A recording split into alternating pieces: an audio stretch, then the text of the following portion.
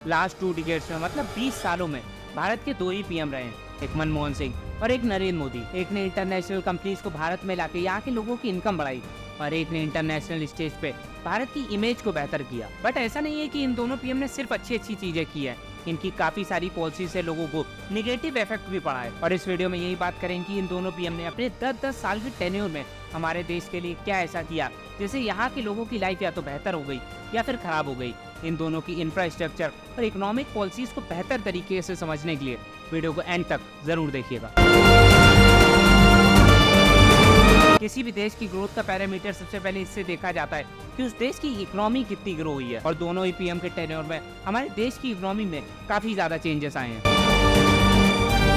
मनमोहन सिंह बहुत ही educated economist होने के साथ साथ पीवी नरसिम्हा राव की गवर्नमेंट में फाइनेंस मिनिस्टर भी थे, इसलिए उनको पता था कि उन्हें हमारे देश की इकोनॉमी को ग्रो करने के लिए कौन कौन से स्टेप्स लेने हैं। एंड उनके इसी थॉट की वजह से उनके टेन्योर में हमारी इकोनॉमी 7.5 to 8% तक ग्रो हुई थी। 1973 में इंटरनेशनल ऑयल प्राइसेस बहुत तेजी से बढ़े, जिससे हमारे देश में इन्फ्लेशन मतलब महंगाई 20% तक बढ़ गई थी, जो कि बिल्कुल भी एक्सेप्टेबल नहीं था। जिसके बाद मनमोहन सिंह ने एंटी इन्फ्लेमेटरी पॉलिसी को इम्प्लीमेंट किया और इस पॉलिसी के थ्रू गवर्नमेंट काफी सारे स्टेप्स लेती है सो दैट इन्फ्लेशन को रिड्यूस किया जा सके। इसके अलावा जब वो 1980 to 85 के बीच में आरबीआई गवर्नर थे, तब उन्होंने यूएस डॉलर और इंडियन रुपी के बीच में जो एक्सचेंज रेट था उसे मेंटेन किया। बट एज ए इकोनॉमिस्ट उन्होंने हमारे देश की सबसे ज्यादा हेल्प तब की जब वो 1991 में फाइनेंस मिनिस्टर थे। उस वक्त हमारे देश में गरीबी तेजी से बढ़ रही थी, लोगों के पास पैसे नहीं थे, जॉब्स नहीं थी, महंगाई तेजी से बढ़ रही थी। एंड इसी वक्त पे मनमोहन सिंह ने ऐसी पॉलिसीज को इम्प्लीमेंट किया जिससे जो आज आप भारत देख रहे हो ना, जहाँ पे बड़ी बड़ी कंपनीज आके इन्वेस्टमेंट करना चाहती है,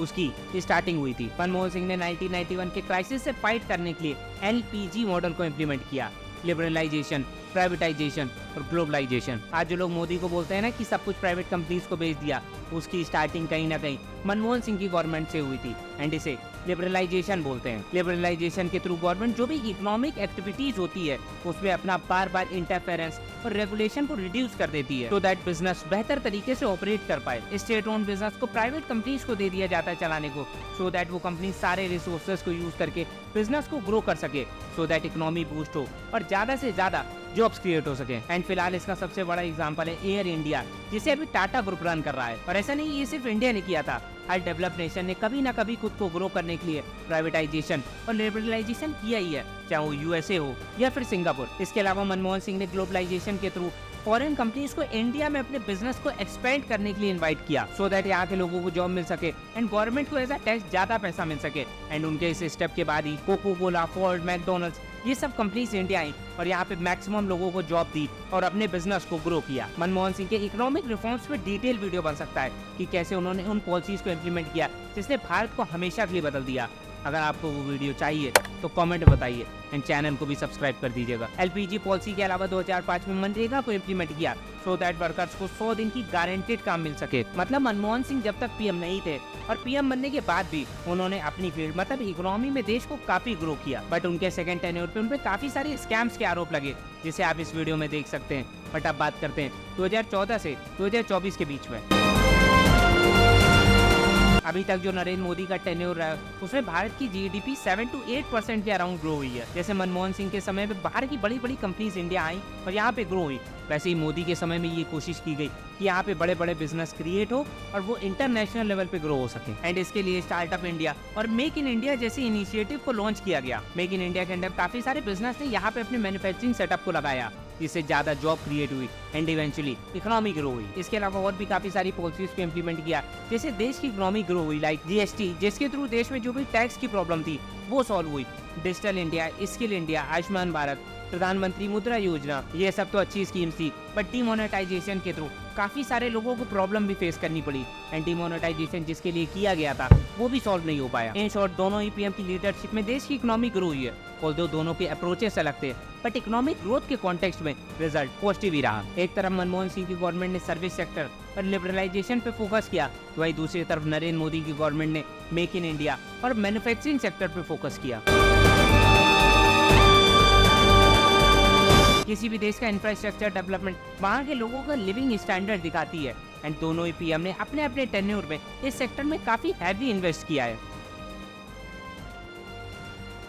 मनमोहन सिंह के टेन्योर में काफी सारे रोड्स और हाईवेज का डेवलपमेंट हुआ, बट उसमें से सबसे बड़ा चेंज गोल्डन क्वाड्रिलेटरल प्रोजेक्ट के थ्रू आया। इस प्रोजेक्ट के थ्रू देश की 4 मेजर सिटीज दिल्ली, मुंबई, कोलकाता और चेन्नई को हाईवे के थ्रू कनेक्ट किया गया, सो दैट कनेक्टिविटी को बेहतर करके टाइम को रिड्यूस किया जा सके। एंड इसके अलावा नेशनल हाईवे डेवलपमेंट प्रोजेक्ट को 2 फेज में इम्प्लीमेंट किया गया। पहले फेज में नए हाईवेज को बनाया गया एंड दूसरे फेज में जो बने हुए हाईवेज थे उन्हें रिपेयर करके अपग्रेड किया गया। शहर में रहने वाले लोगों की लाइफ को बेहतर करने के लिए Jawaharlal Nehru national urban renewable mission को लॉन्च किया गया, so that urban infrastructure develop हो पाए। एंड इसी के opposite rural infrastructure development fund के अंडर गांव में इरिगेशन प्रोजेक्ट, रूरल रोड्स और ब्रिजेस को डेवलप किया गया।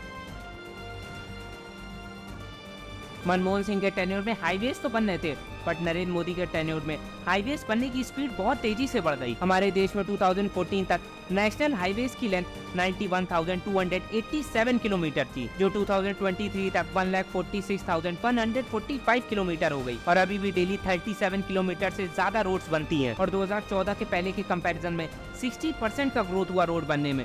एंड इसकी सबसे बड़ी वजह है बजट, क्योंकि वो भी 500% से बढ़ा है। 4 धाम यात्रा के लिए इंफ्रास्ट्रक्चर डेवलप किया गया, वहाँ रोड्स बनवाई, होटल्स बने, सो दैट लोग आसानी से वहाँ पे जा सके। एंड सबसे इम्पोर्टेंट, राम मंदिर बना, जो बहुत पहले से पेंडिंग पड़ा हुआ था। इसके अलावा रेलवे सेक्टर में 25,000 किलोमीटर से ज्यादा ट्रैक बना और काफी प्रीमियम ट्रेन भी चलाई गई, like Tejas and Vande Bharat, जिससे जो हाई पेइंग ट्रैवलर है उन्हें एक से दूसरी जगह जाना आसान हो गया। पर जो मिडिल क्लास और लोअर इनकम पीपल है, जो जनरल और स्लीपर से ट्रेवल करते हैं, उनकी लाइफ में कोई चेंजेस नहीं आए हैं। उन्हें पहले भी भरी हुई ट्रेनों से, जिससे गंदी स्मेल आती है, उससे ट्रेवल करना पड़ता था और वैसा आज भी है। अरे भैया, ये सीट नहीं है, बाथरूम है। सही बोल रहे हैं, देखिए किस तरह लोग सोए हुए। ट्रेन में टॉयलेट की कनेक्टिविटी तो अच्छी नहीं हुई, बट हाँ छोटे छोटे शहरों से एयरपोर्ट की कनेक्टिविटी काफी अच्छी हो गई है। 2014 तक भारत में 74 एयरपोर्ट थे, जो 2023 तक बढ़ के 148 हो गए, सीधा डबल। इसके अलावा पोर्ट्स की कैपेसिटी जो 1200 मिलियन टन थी, वो 2024 तक बढ़ के 2000 बिलियन टन हो गई। इंफ्रास्ट्रक्चर लेवल पे ये सब बहुत बड़े चेंजेस हैं, बट मेरे अकॉर्डिंग कुछ बनाने और क्रिएट करने के बेसिस में सबसे बड़ा चेंज स्वच्छ भारत के अंडर 10.9 करोड़ जो गांव में टॉयलेट बने हैं उससे आया है, क्योंकि कुछ साल पहले तक गांव के मैक्सिमम लोगों के पास खुद का टॉयलेट नहीं था, जिसके लिए उन्हें अपनी डेली बेसिक नीड को पूरा करने के लिए खेतों में जाना पड़ता था। इन शॉर्ट, मनमोहन सिंह की गवर्नमेंट में इंफ्रास्ट्रक्चर काफी डेवलप हुआ, बट देश के हर नागरिक को उसका बेनिफिट नहीं मिल पाया। पर नरेंद्र मोदी की गवर्नमेंट में इंफ्रास्ट्रक्चर में जो भी चेंजेस आए, उससे काफी सारे गरीबों को भी फायदा मिला। अमीरों को तो फायदा मिल ही जाता है, या फिर वो जबरदस्ती फायदा निकाल लेते हैं। इकोनॉमी और इंफ्रास्ट्रक्चर के अलावा इन दोनों पीएम की फॉरेन पॉलिसी से भी काफी ज्यादा चेंजेस आए हैं, जिसे हम अगली वीडियो में डिस्कस कर सकते हैं।